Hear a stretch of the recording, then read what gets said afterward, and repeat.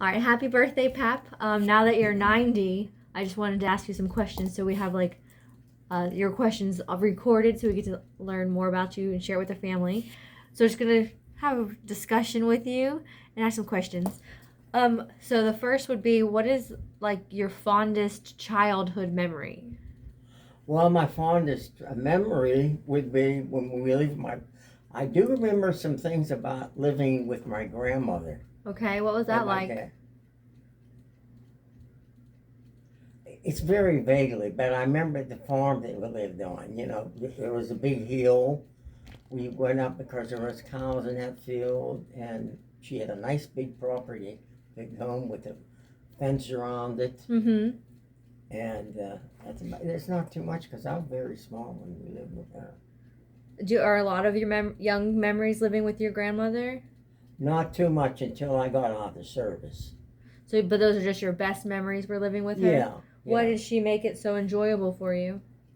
Well, I thought she was a good mother because I never knew my regular mother, my birth mother. What was Never. that like? I just didn't know her. I met her when she lived in Erie, and I was growing up. I was out of the service. So you can Mm-hmm. see I'm on that much, you know.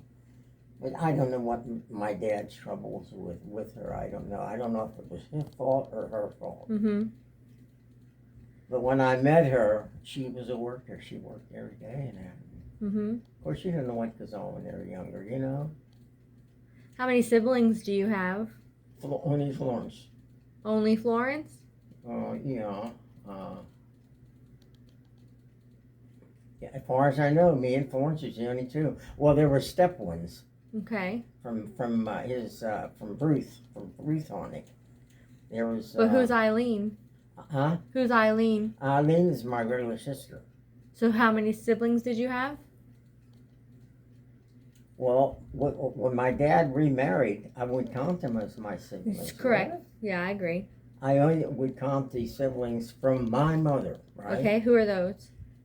Well, Eileen is one. Dorothy, I'm pretty sure, is the second one. Then me and Florence. Okay. And you lived with And I think there Florence? was a Jackie, but I'm not sure. There was a boy. But you know, when you're in a foster homes and like they shove a kid and say, "This is your brother. This is your sister." So you were in foster care? What was that like? That was people that came to court and would take kids that they say they couldn't have children. Mm-hmm. Okay, and kids were available out of that place to be fostered out. Mm-hmm. I think that's how we got Mrs. In Pittsburgh. That's how we got her. What are some memories that you have with your foster parents? The ones that I have real good? What the heck was her name? Did I tell you her name? Mm-hmm. What was it? Was it O'Brien? I think it was O'Brien. Mr. O'Brien, yeah. He was a streetcar conductor. Mm-hmm. And I used to take his lunch down to the streetcar, and we BS a little bit. And I think we even ate part of the lunch in the school. Mm-hmm. You know, was there. And I always thought, whose fault was this? Mm-hmm. My mother, my father, I don't know. But me and Florence always stayed together. So as you grew up, you went into the service, so we thank you for your service. Yeah. And I know your America flag is your favorite color. Oh, yeah. How did you become interested in entering the service? How? Mm-hmm. What made you want to join it? I told you the other day. I Uh-huh. was walking home, and I seen this sign waving back and forth, Uh-huh. I need you.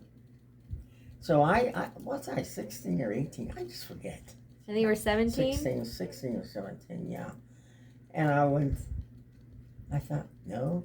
They told me I had to have my dad sign these papers. Because Mm-hmm. I went in there to sign up. No, your dad has to sign the papers. My dad signed them like that. He did? Yeah. He didn't throw his hands up? No. My dad was a little short guy. I don't have a picture of him. I don't have a picture of him on here. He's a little shorty. He's shorty. He's Croatian. Uh-huh. Well, I'm Croatian, Slavish, or whatever. Mom was too, you know. How whenever you were in the service, where all did you travel? Because I know that you're a world traveler. You've been all over. Oh, I was in, well, let's see.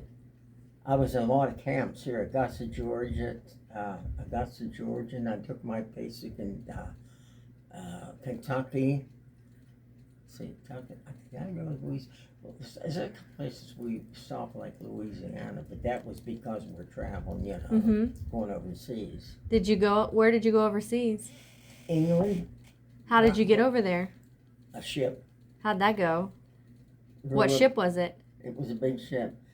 Then I just told you who the ship was. Oh shoot. It'll come back to you. What was like it on the ship? It was all right. The only thing when we were down a hole, down in the ship, Uh huh. it was storming, and all I heard is those waves, boom, and an echo. And I thought, here I'm on in the Mediterranean or Atlantic, or whatever it was. I can't swim a lick if this thing sinks. Of course, they had your boat, your skiffs on that boat, to Mhm. help you. But that was all I was thinking. I can't swim a lick. Well, now, when I went with the guys, we went swimming. I just went in and swam around. I left them think I knew how to swim. Uh huh. I didn't want to tell somebody that I can't do it. I was always in mind. Don't tell them you can't do it. Just go ahead and try to do it. Sure, I went swimming with a few guys in the service. Mm-hmm. Yeah, and they thought I knew how to swim. So one guy did duck me, and I got up and I was coughing, and I said, and I think I did say kiddingly, I can't swim. Uh huh. When I got out, I was coughing and ooh. I said, damn it, I told you I couldn't swim. I do remember him. He says, I thought you were kidding. Yeah, Mm-hmm. they were ducking, people. So whenever you went over to England, where did you stay? Norton, England. What'd you do over there? I was in that first, I was in the office. I worked in the office, and I typed, and I kept records for the troops, Mm-hmm. And I was a company mail clerk for 2 companies. Nice. So you transported the mail for like the spouses. I went to the post office. I always had my own Jeep, and I had these mail bags, and I did have registered mail, and I had them sign sheets and their names, and I give them registered mail, and I always locked the thing up. My room was about as big as this Uh huh. in the building, and that was mine. I had one of these split doors like this. How long? What were the years you were in the service? 48 to 52. I went in October 16th, 1948 until September 50, 48, 49, 50. Wait a minute, 48, 49, 51, 52. Or was that 6 years? Oh, no. It was 48 to 52. 48. October 16th, 48, I went in. What made you leave the service? How'd that go? I liked the service. I was going to re-enlist. I Mhm. really, truthfully was. I left the service because my time was up. I served an extension too in the service. When you left, what was your rank? Corporal. Colonel Rosenbaum came to me and says, I'll make you sergeant. But you know what? I says, I got a girl waiting home. He Mm-hmm. said, that's quite all right. Mm-hmm. Colonel Rosenbaum. Whenever you were in the service, did you go shoot any crazy guns? Oh, yeah. What'd you shoot? M1s, machine guns. What was that like? It's, you're shaking it. And my M1 was like this. And you had the same M1. Mm-hmm. I had the same M1 like in the service, in the States. And I'm almost certain I had the same thing maybe I didn't have, I might have had a different rifle when I went overseas. And we kept them in a circle. Uh-huh. Our barracks was about maybe 3 times as long as this. And we had these, our pieces we call them. Mm-hmm. We don't call them guns. In round like this, it had a big round. And the butts went down, and they had like openings where they'd go like this and stop. Mm-hmm. Yeah. You know, I fired it once. We had to clean it though. You know. What was that like? Firing range, I would tell you the first time or more. After I start firing that thing, I always put cotton in it or something. Because you get a ringing sensation, you know. Uh-huh. Did you like cleaning it? Oh yeah, I had my own cleaning stick, the old, it looks like a T. And Uh-huh. on the bottom it has, on the bottom it's like a needle here. And it has that crack in it. You put a piece of cloth, or it looks like a Band-Aid, Uh-huh. put it through, and you put a little oil on it, and you rub it in it up and down in the barrel, and that cleans it out. Did you play with any other weapons? I fired a machine gun. I don't think I fired. I had an opportunity of a pistol, but I don't think I fired it. My M1 I did. Didn't you also play with grenades? I don't think I threw it. I went to a class where the grenades were. Mm-hmm. I don't see. That's a good question. I don't. I'll have to say I don't think so. Okay. Do you remember the ship name that you went over to seize on yet? U.S. Gibbons. I knew it would come back. How'd you know that? It says Gibbons. Because you're so smart. Do you have any other interesting stories that you would like us to remember or to know about your time in the service? Well, you know what? I always watch my P's and Q's. There it is. You know. Uh-huh. And when I see an officer, I always made sure that my uniform was clean, pressed. Uh-huh. In fact, one of my uniforms, you know the way the pockets are, I had them sewed down so they wouldn't go up like this. Uh-huh. Yeah. Yeah, I always had my suits made tailor-made, like my pants and that. 'Cause my waist, I think, was about an 18 to 20. I was like skinny in it. Uh-huh. I was never heavy, you know. Didn't you win some award, a whole bunch of awards? Like Sergeant of the Day or what was it? Yeah, I got Sergeant today and I got a couple days free. Yeah, because one guy called me a brown noser when I says, no, I'm not a brown noser. I always had I took my khakis and had them ironed real nice, like sharp, you know, with a... You just minded your P's and Q's really well. And I always took my uniforms and had them tailor-made. Oh, I had got things that they were too big and they cut them on for me. I remember you said that you were furloughed. Was that it? Whenever you went on vacation with your friend, what was that like? When you went to the Eiffel Tower on vacation? Oh, the Eiffel Tower, yeah. How did that whole situation play down? Oh, I have that picture over there. Mm-hmm. Did I show it to you? Yeah. Colored guy? Yeah. Yeah. What made you go on that vacation? We worked in the same office. We worked in the same office Mm-hmm. because I must have been filling my forms on, and his name is Moss, M-O-S-S. Mm-hmm. And he was a typist, and he must have seen my thing that put me in for it. You know, I wanted to go on furlough and that. And he says, he come to the door, like this door here, and he says, he say, hey, Honig, you know. And I said, yeah, Moss. So I see you all, because he's a typist, types the orders and that. He says, I see you all going to go on to furlough. And then I says, yeah, I'll just take a break. And so he come back, well, a couple days later, he says, hey, man, and that's how we talk, he's from New York. Mm-hmm.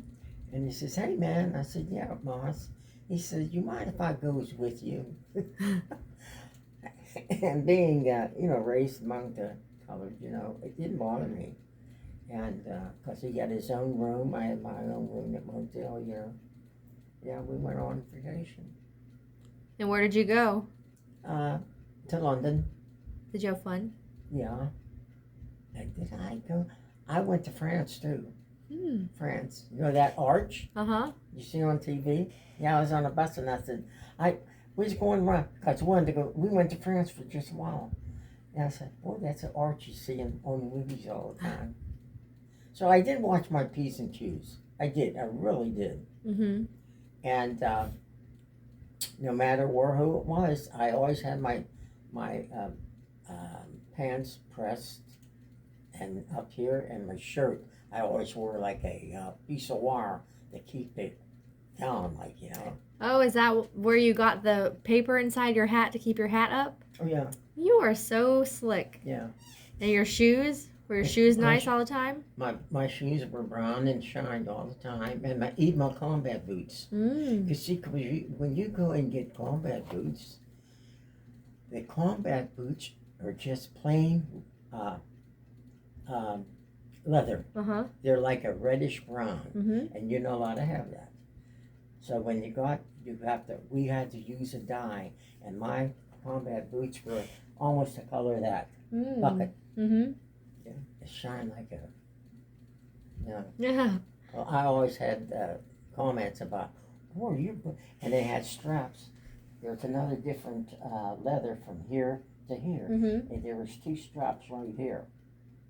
They were real nice. They buckled here, and here these laces went up in there a little bit. It closed up. I was a cat's meow. Yes, sir. You know what? I always thought, you're in another country trying to make a good representative of, yourself, Mm-hmm. And that's how I always had in my mind. But they always told us, when you were in a foreign country, always go in 2s. Mm-hmm. We Why? was always told it. Because they're not, you'd be surprised, countries just will fight with soldiers just to get what they have on them. Oh. They take their clothes, they take their money, because some of those countries don't have weather clothing and everything else. I'm telling you. But my boots shine like that chair there, because you have to dye them because the leather is like a light tan. Mm-hmm. Sometimes it looks like a dried skin, Nice. All right. So then you were in the service from 48 to 52, and then you had a lady friend, so you said. I did have 2 lady friends. So then Valerie Dance was one, and the other one was a little short blonde. But I don't know, she just got under my skin all the time. So I dumped her. So when you came back dumped her, just didn't say, I'm busy. So when you came back to the States? Valerie Dance was nice. She was a little, I met Valerie Dance. She was my dance teacher. You dated your dance teacher? I dated for a while, and then I asked her to You go took on. dance classes? Oh, yeah. How long did you take dance classes? See, me and Vince. Who's Vince? Vince is another guy from Kentucky, Letchell H. Vinson. We were in the same barracks all the time. He worked in the battalion headquarters too. And I met him, he come in from Kentucky, I think it was. And when a new soldier comes in, you more or less like go over and greet him. Uh-huh. Because in my barracks, I think we had about 26 beds on one side, and then there's another side, Mm-hmm. So I went over and introduced him by myself, with me. He was from Kentucky. How'd you get into dance classes? Well, that's another thing. I didn't know how to dance, and I don't think Vince knew how to dance. But I says, we have to go somewhere and learn to dance. I just can't go up there and shimmy around. And so I guess we got out of a paper booklet. Her name was Valerie Dance, and she was my teacher. And I told her where I was at. She said, I know the bass and stuff like that. Yeah, she's a nice girl, real nice girl. Valerie Dance. She cried when I was leaving. She said, go back to the States. So I says, well, I got a girlfriend back there. That's the only excuse you can really use. Uh-huh. And because you gotta go making more American babies. Yeah, well, I never did that. No. Well, you came home and then you met Grandma. Well, that's different. But Yeah. I didn't go over and make babies. I did not. No, but whenever you come home, I was careful. When it come to that, I was careful. Because I always thought, there's a lot of guys over there. Every time I turn over, that girl's pregnant. I says, come on now, don't you know what to do? And Yeah. So And whenever I you, always watch myself. so whenever you got your discharge papers, what was life back in the States? Where did you work and how? What did you do once you got home? Well, see, when I got out of the service, Dad always said, Bob, we have a job for you. Where was that at? Reliance Steel. How long were you there? Oh my God. I was there until I got married. And I got married, That's another question. I think I got married. Oh God, no. So then we'll move on to the next the question. 52 found, no, I was out of the service. Because Peg graduated. She had already graduated. I think my next line of questions might jog those memories. So then my next question would be, how did you meet Grandma? This is the truth. I knew a girl, she was a Jewish girl, before I went into service. Mm-hmm. And, what was her name? The whole family always knew this Jewish family because Dad always worked with him once in a while, Reliance Steel. When I came home, I did go with that Jewish girl, but I didn't care for her. I didn't know what it was. I didn't know. She was, you know what she was? She was like mannish. Mm-hmm. You know, like husky. Here I am, you know, Skinny thin and Ennis. skinny. You got it, Skinny Ennis. And so I asked her out for a date a couple of times, you know, but she seemed like she was boyish or something. So how'd you meet Grandma from her? She was Grandma's best friend. Oh, so she introduced you?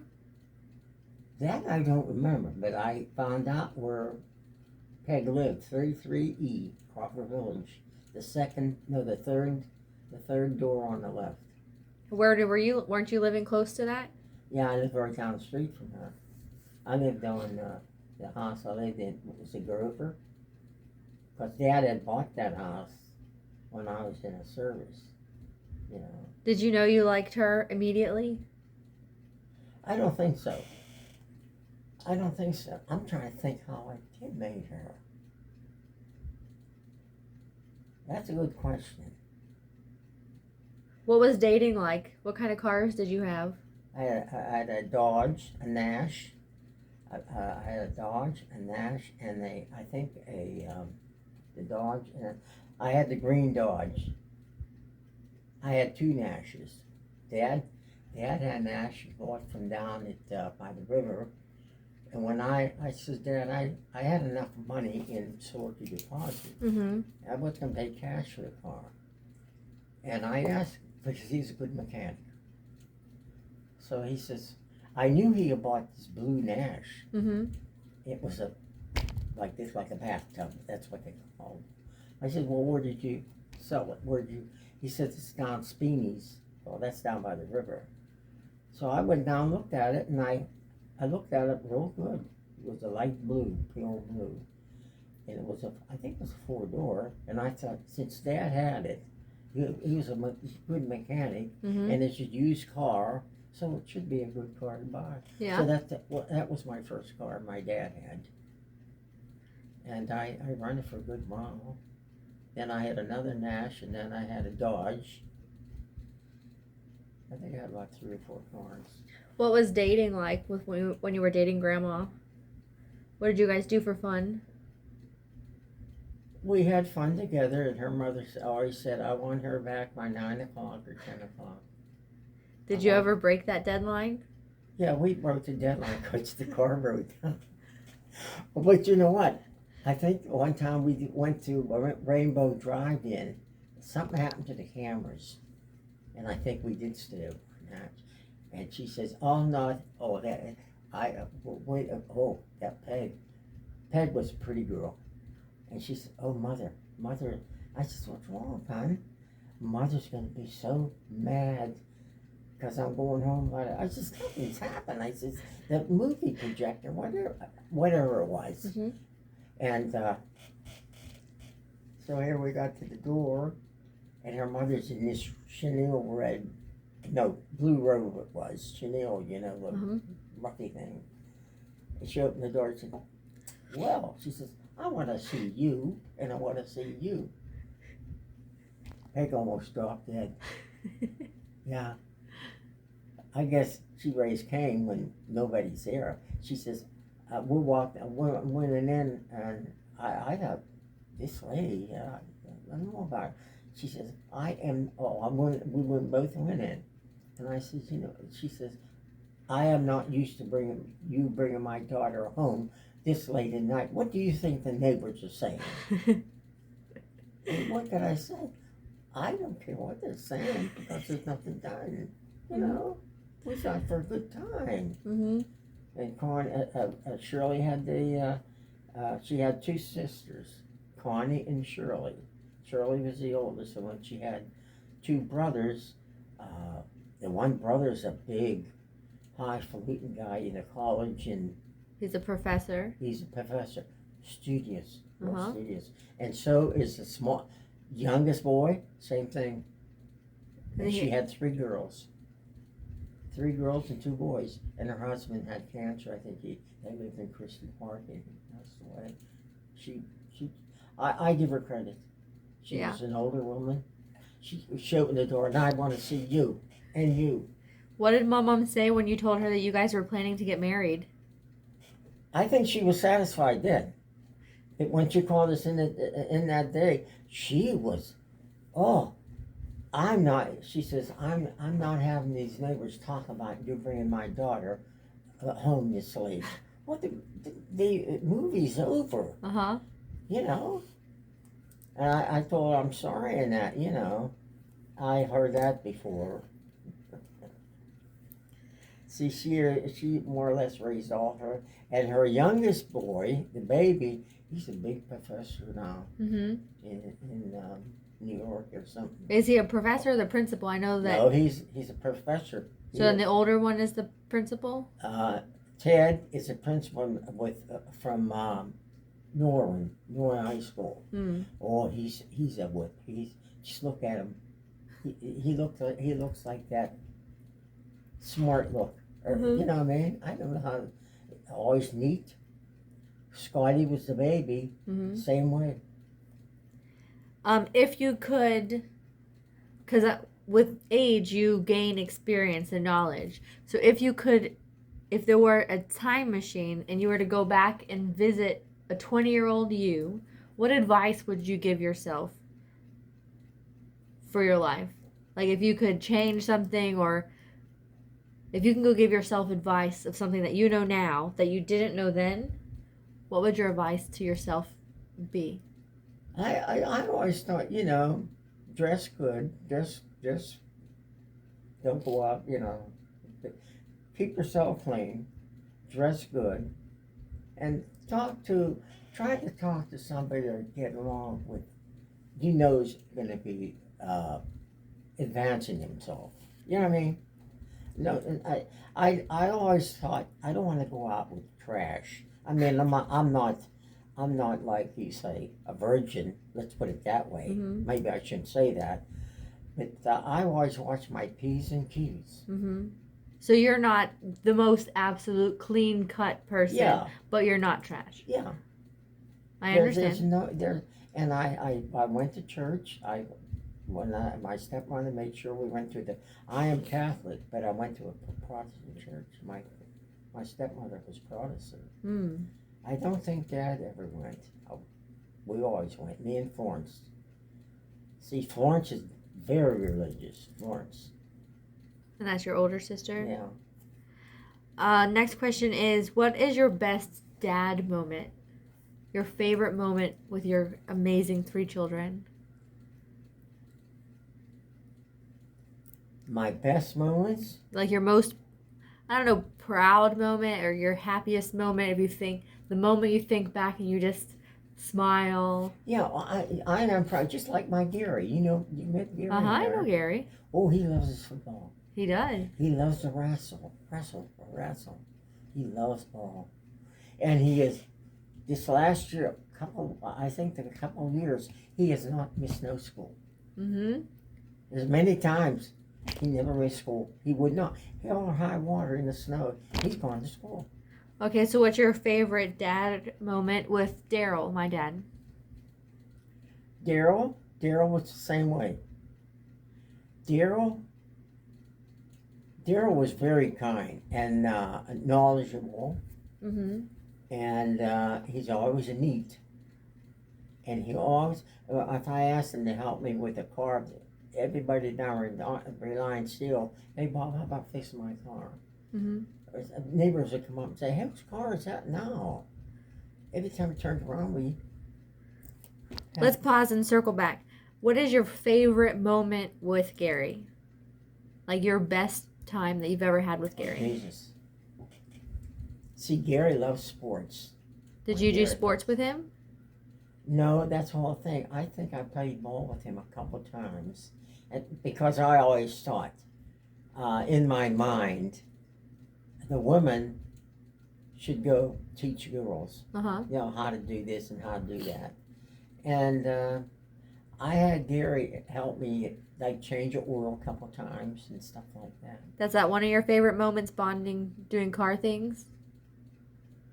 See, Gary liked to play ball. Mm-hmm. Oh, he loved to play football. I have him with a helmet on, squatting down with that ball between his legs, going like this. I think it's a rear end picture. My Gary loved ball. And I always told him, Gary, just go play ball with him. So you just enjoyed seeing him playing ball and loving his sports? When I was a kid, my dad wasn't bad to me. Uh-huh. It wasn't bad to me. My dad, God rest his soul, he's a little short guy, not too short, but I'm not taught myself. But he's the one that always wanted me to work on cars. Mm-hmm. I'd come home from school, I think I was in the 7th grade, and he always, this program that the guy calls him Boy, that was my dad. He'd say, hey boy. And I said, Dad, I got a name. He says, hey boy. He says, what did he say this one? Oh, I don't plan on doing anything this week because see that car out there. Guys are bringing his car. That car is working. My dad would bring it home to fix it or do it. Like put brakes on.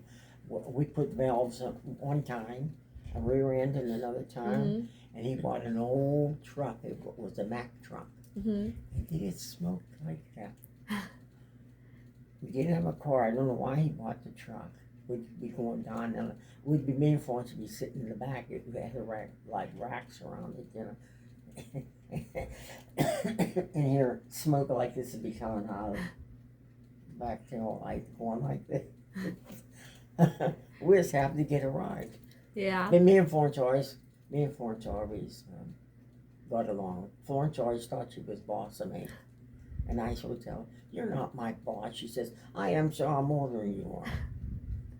And I left her know it. But we always got along. But what was your favorite moment with my dad? Your dad was all right. But what did you do with him? A moment that you had with him? Because I know there's movies of you guys at the beach and stuff. What was something that you liked most doing with him? Well, he liked his cars. Dad did? Oh, yeah. His name was George. Huh? George? Which one you talking about? Daryl. Oh, your dad. Yeah. What's the question you asked me again? My mind's bugging. You're good. I'm enjoying doing this with you. What is your best moment, your favorite moment with my dad? That's your dad. That's Daryl. Okay, we're on a different subject. We're going back to you are now an adult. You're married. Yeah. You're having children. Daryl was like a perfect kid. He didn't do nothing wrong. He was never in trouble. But what did you do with him as a role of a dad? Your favorite moment as a dad? We went camping. We did go camping. So you guys were all out. Your family was outdoorsy. Yeah. Occasionally, sometimes we slept out in a tent in the yard. Yeah. Oh, my Daryl used something else. Yeah, Daryl was very, very good. What was your favorite dad moment with Aunt Susan? I just like girls. When Susan was born, I was happy to see her. I really was. She was your little baby. Yeah, and I always told the boys, this is your little sister. What was your favorite moment with her? She was just a nice, blonde little kid, that's all. She was, Is there anything special that only you and her did?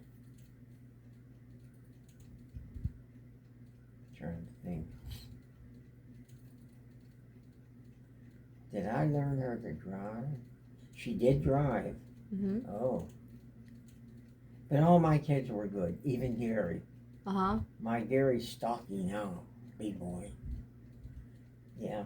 And Gary never missed a day in school. Hmm. Never. Never. He never You're missed very one. proud of him for that. Oh, yeah. Never missed a day in school. All right, so now we have best dad. Now, what is your best grandpa? You got me and Daryl. You have Angel, Gary, and Joshua. Yeah. What's your favorite moment as being a grandfather? I just like the kids. Uh-huh. I thought, hey, that's my son's children, and Daryl was my son. Uh-huh. So look what came out of me. You know what I mean? I was the main product. Uh-huh. Then Daryl was the product of the kids. I always thought that was good. I'm thinking to myself, those kids are good kids. Do you have any special They were moments? never in jail. Now Gary may have. See, my Gary at times liked to drink beer, Mm-hmm. and I didn't know about it. But then you could sense things, you know. So what was your favorite grandpa moment? Because I remember we used to go to White Oak Park all the time. We used to go camping, and you told me that it was the Pittsburgh Penguins cabin. You did. You told me that it was the cabins were owned by the Pittsburgh Penguins, and it was their off-season house. And I remember the couches inside. How did you remember this? I was like 4 or 5. I remember. I know. Yeah. Who are you a product of? You. I mean, one of my boys. It wouldn't be one of my. You're saying one of. Daryl. No. Uh-huh. I'll tell you, I had nice times, and you know what? I don't think I slapped, I don't think I ever hollered at my kids, because I always thought, what I wouldn't do, how should I say that? I wouldn't do some of the stuff that I expected them to do. Of course, they're living in a different time. Mm-hmm. Than when I was born in the 30s. My kids were born in the 40s or 50s, something 50s? like that. Yeah. There's a time lapse. But my kids were good kids. Do you have any memories specifically with your time, whether like you and grandma and your grandkids? Like I remember wrapping grandma up in the toilet paper, and then Daryl like feeding her green peas or something, like pea soup or something. I remember something like toilet paper. Uh-huh. And then the blizzard that there was snow all the way to like the roof in the backyard. I wish you had pictures of when you were small. Yeah. Well, there's books of them. They're in the room. Yeah. All right. So you're 90 years old and you've been all over the world, and you've come across some crazy sayings. Not crazy sayings, but people don't have sayings anymore. So what are some of the sayings that you say? Like, what did your dad used to say to you all the time? Don't do as I do as I say. Uh-huh. How does that make you feel? It belittled me or something. So I never used that term on the boys. I never used that term on the boys. Oh, I used to say, what did I say? I wouldn't do anything that I would do myself. Uh-huh. That's what I did. But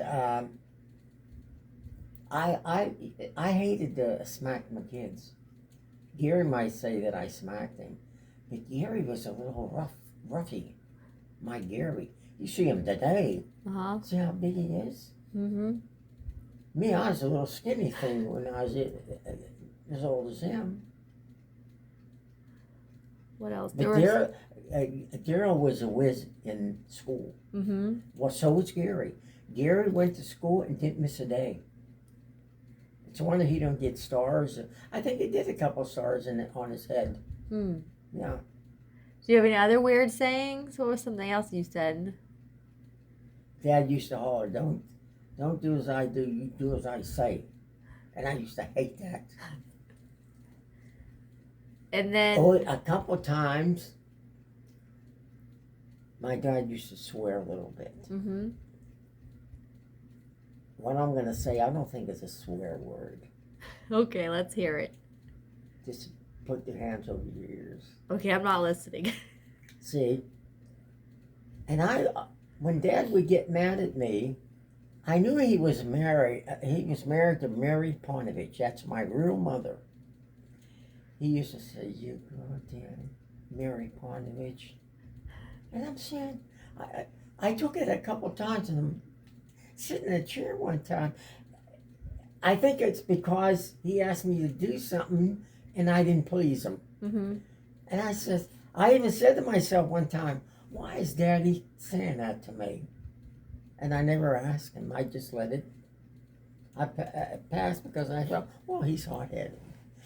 He is Croatian and Slavish, and they're hot-heads, you know.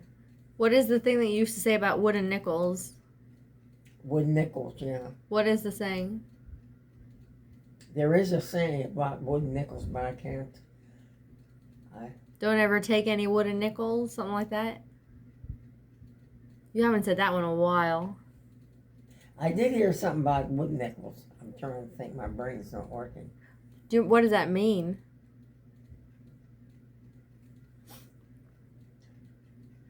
My dad always used to say, "Don't do as I do as I say." I think I've told my kids a couple of that, and I think, oh, that sounds like Dad. That's a Croatian in him. The Croatian. Do you have any advice for the future hunting generations? Well, I don't know how to answer that. I just hope with the world since the world is the way it is now, there is a lot of changes right now. Mm-hmm. I don't think. See, it seemed like when I was a kid, every time you turn around, they're hauling guys to jail just for being drunk and have a good time. Mm-hmm. And of course, a couple of times I thought, we used to talk about, like me and my wife Peg, Mm-hmm. and see, I was never in jail. I was never arrested. I think I had a speed ticket, and I wasn't going that fast. Of course, we all say that, but Yeah. I never was in jail. So would your advice just be a simple, always watch your P's and Q's? Yeah, American boy, great American boy. Mm-hmm. Just watch your P's and Q's. What you say before you say it. You watch what I was always told. Now you watch what you say before you say it. Mm-hmm. You know, because you might get your buddy in trouble, which is true. All right. Before we close off, what was your badge number? In the mail. Whenever you were a soldier, you loved your badge number. Wait. The number on your tag. This tag you made. Mm-hmm. Let me look at the thing. See, I have two of these. I've had this around my neck since when in service. 48. 48. October 15th, 48. And I got one in my box, you know. And this is it. That's been overseas and everywhere. That's been in France. All these. Mm-hmm. It's amazing. And that's the same chain. Mm-hmm. It looks old. Yeah, it is. And see this right here? This nick? You know what that's for? Uh-huh. What? I don't know. You tell them. This is like if you were killed. Uh-huh. They put that between your teeth like this. Uh-huh. Around it. And that's where they identify you as. Hmm. But when you come out, I was always told, put one away when you know it's at in case you lose this. So I've had this since October 16th, 1948. And I have two of them, but I always wear that one. And that's the same chain. Hmm. So that's That's very old. It must be old. Look at it. Alright, I guess that's all. Is there anything else you wanted to share? I wanted to stay in the service. I thought maybe I'd retire in the service. The more I was in the service, I seen guys advance himself, Mm-hmm. get out and get married and that, you know. I didn't have no inklings against the service. The service did treat me right, you know. Mm-hmm. I was never in the stockade. I always pulled guard when I should. I worked in the motor pool. I worked in the offices. I worked in the 3rd Air Force.